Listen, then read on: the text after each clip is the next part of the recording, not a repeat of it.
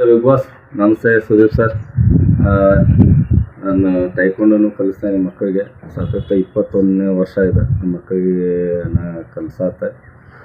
ಅಂದ್ರೆ ನಾ ಮಾಡತ್ತೆ 21 ವರ್ಷ ಈ ಫೀಲ್ಡ್ದಾಗದೇನೆ. ಟೈಕೊಂಡದಾಗ ಎಲ್ಲ ಮಕ್ಕಳಿಗೆ ನಾ ಕಲಿಸ್ತೀನಿ. ನನ್ನ ಕಡೆ ಕಲಿತ ಸಾವಿರಾರು ಜನ ಮಕ್ಕಳು ಕಲಿತು ಹೋಗ್ಯಾರ.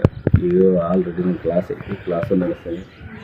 ಬರ್ರಿ ಸರ್, ನಿಮಗೆ ನಾನು ಕ್ಲಾಸ್ ತೋರಿಸ್ತೀನಿ, ಟೈಕೊಂಡ್ ಕ್ಲಾಸ್. ಇದು ಟೈಕೊಂಡ್ ಕ್ಲಾಸ್.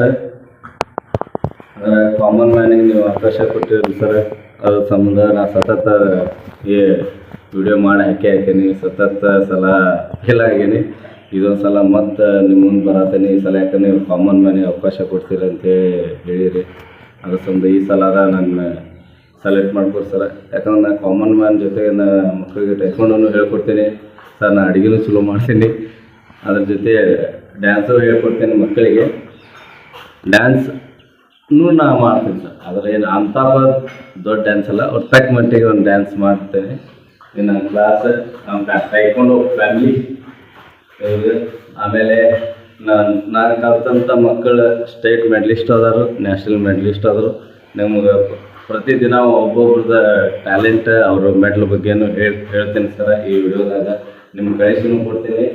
ನಮ್ಮ ಮಕ್ಕಳು ಏನೋ ಹೇಳ್ತಾರದ ನಮ್ಮ ಕ್ಲಾಸಿನ ಹುಡುಗರ ಕೇಳಿ ಸರ್.